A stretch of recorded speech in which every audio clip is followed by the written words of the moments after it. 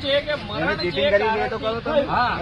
ઠીક છે, જે બેદરકારી એ કોણ કહી દે બેદરકારી? એ તો જે ફાઇલ હશે ને ફાઇલ, એ ફાઇલ છે અમારી જોડે. અરે પણ એ ફાઇલ આધારે ડોક્ટર જે કોણ ડોક્ટર? અમે ડોક્ટર નું લખેલું બતાવીએ કે શરીરમાં જેલ છે. જે મેન હોય ને આપણે હોસ્પિટલમાં જે મેન એ તો પીએમ નું ને સાહેબ. અરે આ ફોરેન્સિક સાયન્સ લેબોરેટરી પ્રમાણે પીએમ થશે. એ તો બોડી ની વાત છે, પણ બોડીમાં જે થયું, બોડીમાં જે થયું એની અંદર જે રીત લેવામાં આવશે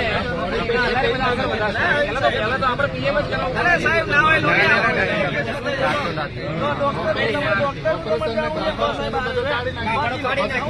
અરે પણ જે બી કરવું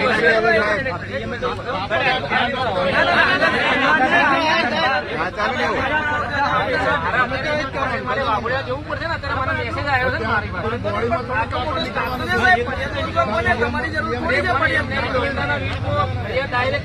સુપ્રીમ કોર્ટની ગાઈડલાઈન છે. ગાઈડલાઈન 2005 ની જે સાહેબ અત્યારે અહીંયા ગાડી આપણે વાત્સલ્યમાં 2 વર્ષ પહેલા ડાયરેક્ટ છે ને આપણે ડોક્ટર પર ફરિયાદ નોંધાઈ હતી.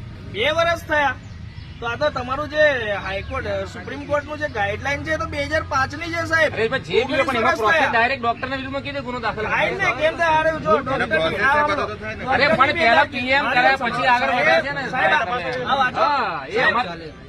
ડોક્ટર ની બેદરકારીથી મૃત્યુ થાય તો શું પોસ્ટમોર્ટમ થયા બાદ જ એફઆઈઆર થઈ શકે કે પહેલા કરી શકાય? તો જો આ લખેલું છે, ડોક્ટર અથવા કોઈના બેદરકારીના કારણે મૃત્યુ થાય તથા એફઆઈઆર પોસ્ટમોર્ટમ પહેલા પણ નોંધાવી શકાય છે. એફઆઈઆર નોંધાવવાનો હેતુ એ છે કે પોલીસને ઘટના અંગે જાણ કરવામાં આવે. કોણ જાહેર કરે? ડોક્ટર સાહેબ જાહેર કરે બેદરકારી.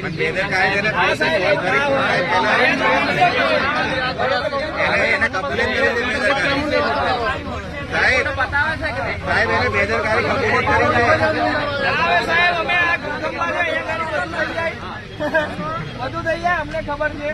તમે જાહેરાત આપી દો. જાહેરાત નહીં, અમારે ફરિયાદ આપવી છે. અમારે એક આ દેશના જાગૃત નાગરિક તરીકે નાગરિકની હકમાં આવે છે સાહેબ કે નાગરિકે જે બી ફરિયાદ નોંધવી હોય જેને ફર્સ્ટ ઇન્ફોર્મેશન રિપોર્ટ કહેવાય એ પોલીસે નોંધવામાં આવે. જે પ્રોસેસ છે તો પેલા પ્રોસેસ સાહેબ લેખિતમાં પ્રોસેસ છે તો કરવી પડશે ને. મારા તમે જાહેરાત આપો.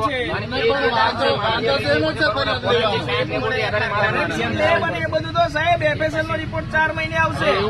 અમારા ગ્રુપમાં ડોક્ટરો બી છે, લોયરો બી છે. હું તમને કહું છું બધી તમારી વાત છે. તમે આવો એમને નહીં આવેલા વાઘોડિયા આપણે જવાનું છે ને. મારા પીએમ તો કરવું પડશે ને.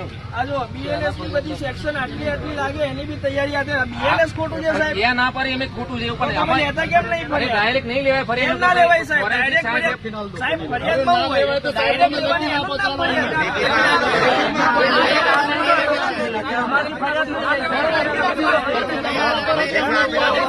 તમે એક જણા મોકલો તો સારું રહેશે. બધા લેખિતમાં છે. તમે લેખિતમાં આવજો મને. તમે જાહેરાત સહી સિક્કા સાથે મને આપી દો. ના એવું ફરિયાદ લેવામાં આવે કે ના જાહેરાત તો કીધું. અરે પણ અમે ખોટી ફરિયાદ કરવા આવ્યા છે અહીંયા બધા આટલા બધા માણસો. ખોટી ફરિયાદ તમે બીજા તૈયારી 5 મિનિટ કરશો. મારા ક્યાં તમારા એમાં નથી આવતું કે ફરિયાદ સાચી કે ખોટી જાહેર કરવાની કે એને જજમેન્ટ આપવાનું કામ તમારું નથી કે નથી અમારું. એ કામ કોર્ટનું છે. કોર્ટમાં એક કામ લઈ જતા પહેલા તમારે કામ કરવામાં આવે અહીંયા આગળ એફઆઈઆર કરવાનું. તમે એફઆઈઆર નથી કરી રહ્યા. પણ પેલા પ્રોસેસ તો મારા ફરિયાદી આવે ને ફરિયાદી લખાવે.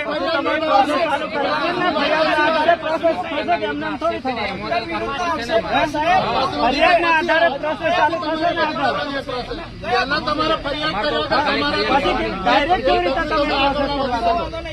તમે એફઆઈઆર લીધા કરવાના પડી જવાના છો ત્યાં.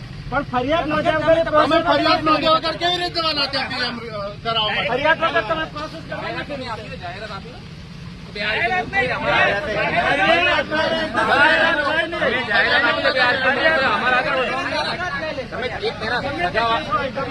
એના સગાવાલા વારી વાળા પેલા જાહેરાત આપી દો. બધા સગાવાલા છે અમે આપી પણ તમે એફઆઈઆર કરો પેલા. જાહેરાત તમે આપો ને પછી કઈ રીતે અપાય?